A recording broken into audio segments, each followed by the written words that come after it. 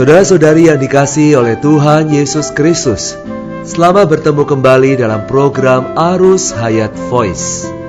Dalam kesempatan ini saya akan menyampaikan firman Tuhan dengan judul Berbahagialah orang yang dianiaya karena keadil benaran. Pembacaan Alkitab kali ini diambil dari kitab Matius pasal 5 ayat yang ke-10. Terjemahan langsungnya berkata, Berbahagialah orang yang dianiaya karena keadil benaran, karena merekalah yang empunya kerajaan surga. Injil Matius ialah Injil kerajaan surga. Matius pasal 5-7 memberitahukan konstitusi kerajaan surga ini, yang mewahyukan prinsip-prinsip surgawi kerajaan surga. Matius pasal 5 ayat 3-12 memberitahukan 9 berkat atas sifat batinia umat kerajaan surga. Berkat sifat dasar yang ke-8 umat kerajaan surga adalah berbahagialah, diberkatilah orang yang dianiaya karena keadil benaran. Allah adalah Allah yang kudus dan adil benar. Kekudusan berkaitan dengan sifat batin Allah. Keadil benaran berhubungan dengan tindakan, jalan, dan perbuatan Allah yang di luar. Segala sesuatu yang dilakukan Allah ialah keadil benaran. Apa adanya diri Allah dalam keadilan dan kebenarannya menyusun keadil benarannya. Surat 1 Yohanes pasal 5 ayat 19 berkata bahwa seluruh dunia berada di bawah cengkraman si jahat, dan dunia ini dipenuhi dengan ketidakbenaran.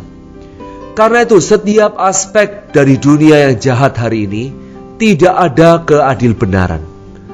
Hari ini masyarakat yang jahat akan menganiaya kita karena keadil benaran. Kalau kita mau setia dan jujur, maka mereka akan menganiaya kita.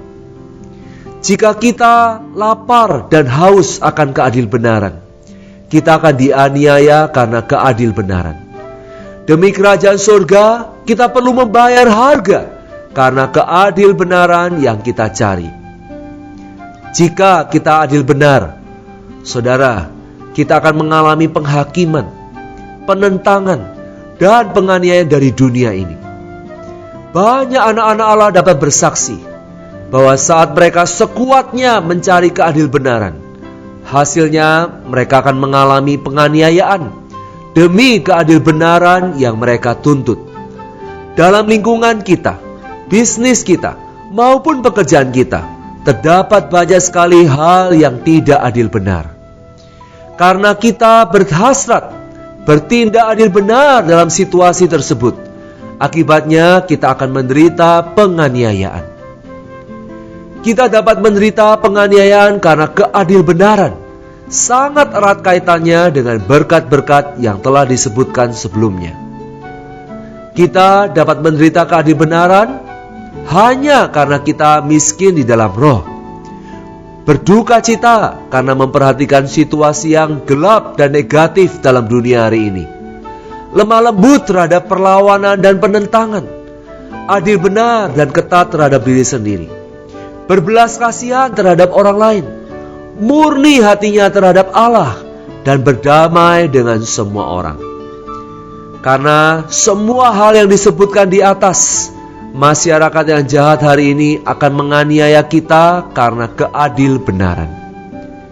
Karena kita mau adil benar, setia dan jujur, maka mereka menganiaya kita. Berdasarkan Matius 5:20, untuk berada dalam kerajaan surga kita memerlukan keadil benaran yang unggul, yaitu keadil benaran dalam taraf yang paling tinggi, yang melampaui keadil benaran para ahli Taurat dan orang Farisi. Untuk memasuki kerajaan surga kita memerlukan keadil benaran yang paling unggul. Keadil benaran ini sebenarnya tidak lain adalah diri Kristus sendiri. Ini adalah keadil benaran yang melampaui, keadil benaran yang berada pada tingkat yang tertinggi, yang hanya dapat dicapai dan dihasilkan oleh diri Kristus sendiri. Karena dialah yang dapat menghasilkan keadilbenaran yang tertinggi ini, maka kita perlu mencari dia. Kita lapar dan haus akan keadilbenaran. Sebenarnya kita lapar dan haus akan diri Kristus sendiri. Karena itu, kita yang lapar dan haus akan keadilbenaran yang tertinggi ini akan dipuaskan oleh diri Kristus sang adil benar ini. Tetapi tidak berhenti sampai di sana saja. Kemudian kita akan menderita aniaya karena keadilbenaran yang kita tuntut ini. Pahala ke-8 warga kerajaan sorga yang memiliki sifat dasar yang dianiaya karena keadilbenaran ialah merekalah yang empunya kerajaan sorga. Keadilbenaran sangat berkaitan dengan kerajaan. Mazmur 89 ayat 15 berkata, keadilan dan hukum adalah tumpuan tahtamu, kasih dan kesetiaan berjalan di depanmu. Keadilbenaran adalah tumpuan tahta kerajaannya. Jika kita mencari keadilbenaran dengan membayar harga, kerajaan surga akan menjadi milik kita.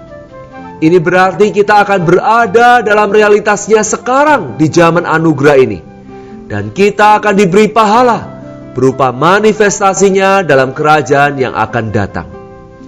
Saudara-saudara yang terkasih, jika kita menderita aniaya karena keadilbenaran, kitalah yang empunya kerajaan surga. Menderita karena keadilbenaran merupakan syarat berbahagia dalam kerajaan surga. Jika kita tidak tinggal dalam keadilbenaran, kita akan berada di luar kerajaan. Tetapi jika kita tinggal dalam keadilbenaran, kita akan berada dalam kerajaan. Karena kerajaan secara mutlak adalah masalah keadilbenaran. Di dalam kerajaan tidak terdapat kesalahan, ketidakadilan, maupun perkara kegelapan. Segala sesuatunya adil benar dan penuh dengan terang. Inilah hakiki kerajaan. Ketika kita miskin di dalam roh, kerajaan surga akan masuk ke dalam kita. Dan ketika kita tinggal dalam keadilbenaran, menderita karena keadilbenaran, kerajaan surga akan berdiam di dalam kita. Dalam dua keadaan ini, kita akan mempunyai kerajaan surga. Jika kita ingin menerima kerajaan surga, kita harus miskin di dalam roh kita. Dan jika kita ingin kerajaan surga tinggal di dalam kita, kita harus tinggal di dalam keadilbenaran. Tetapi jika kita ingin tinggal di dalam keadilbenaran, bersiaplah menghadapi penganiayaan karena keadilbenaran. Namun, saudara-saudara, kita akan memiliki kerajaan surga tinggal di dalam kita. Mohon Tuhan memberkati firman-Nya ini. Berbahagialah orang yang dianiaya karena keadilbenaran, karena merekalah yang empunya kerajaan surga. Mari kita berdoa. Tuhan Yesus, kami rindu mencari dan dipuaskan dengan diri-Mu sendiri sebagai keadilbenaran yang terunggul. Kuatkan dan teguhkan kami Tuhan, supaya kami tinggal dalam keadilbenaran dan menghadapi penganiayaan karena keadilbenaran-Mu. Karena kerajaan surga akan menjadi milik kami, dan kerajaan surga akan tinggal di dalam kami. Di dalam nama Tuhan Yesus Kristus, kami berdoa dan mengucap syukur. Amin. Demikianlah firman Tuhan. Sampai bertemu di kesempatan berikutnya. Kasih karunia-Nya menyertai roh kita sekalian. Amin.